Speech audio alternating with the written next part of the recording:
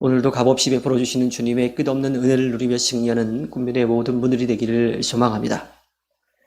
주님은 이스라엘 민족이 주님의 말씀을 믿고 따르면 약속의 땅에서 번영할 것이라고 약속하셨습니다.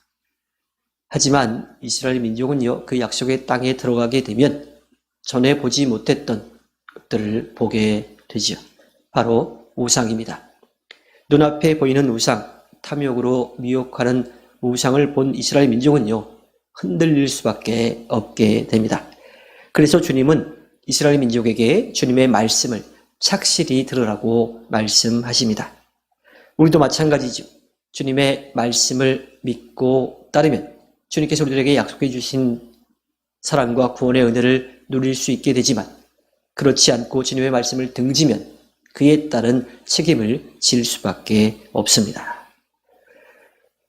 모세는 이스라엘 민족에게 주님의 말씀을 듣고서 그 말씀을 가르치고 그 말씀을 따라 살라고 말합니다. 주님을 사랑하며 마음을 다하고 뜻을 다해 주님을 섬기라고 하죠. 그렇게 하면 주님께서 약속해 주신 그 땅에서 살아가는 동안 이른 비와 늦은 비, 때에 따라 비를 내려주셔서 곡식이 잘 자라고, 또 그 곡식을 통해서 기름도 얻게 된다고 하는 거예요. 또 풀이 잘 자라서 그 풀을 먹고 사는 가축도 번성하게 될 것이라고 가르칩니다.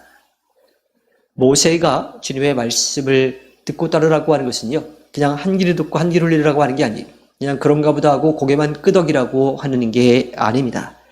그 말씀을 집중해서 듣는 거죠.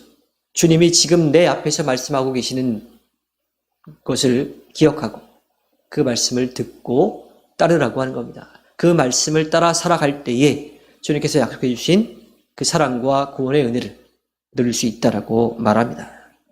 내 지식과 경험을 의지하지 않고 산 전부를 주님께 드리는 것, 그것이 주님의 말씀을 듣고 따르는 삶입니다.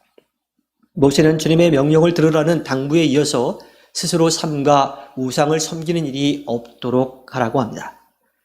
주님의 말씀을 듣고 따르지 않으면요, 사람들은 반드시 다른 것을 의지하게 됩니다.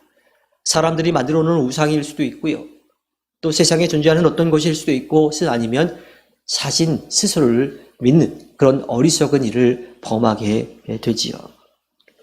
이스라엘 민족은 이 세상을 만드시고 역사를 이끌어 가시는 주님을 온전히 믿고 따르지 못하고요, 그 주님을 등지고 아무것도 할 수 없는 우상을 섬겼습니다. 비를 내려주신다고 약속하신 주님을 믿고 따르는 게 아니라 사람이 만들어 놓은 아무것도 할 수 없는 바알에게 가서 엎드려 비를 내려달라고 요청했습니다. 주님이 약속하신 땅에 들어가서 살면서 정작 주님은 떠나는 그러한 삶을 살았던 거지요. 모세는 이스라엘 민족이 약속의 땅에서 주님이 약속해 주신 그 사랑과 은혜를 영원히 누리기를 바랐습니다. 그 방법은 딱 하나였죠. 주님의 명령과 율례와 규례를 기억하고 따르며 자녀들에게 그것을 가르쳐서 잊지 않고 따라 살아가도록 하는 겁니다. 그래서 모세는요, 집 안에 있을 때 눈에 보이는 모든 것에 주님의 말씀을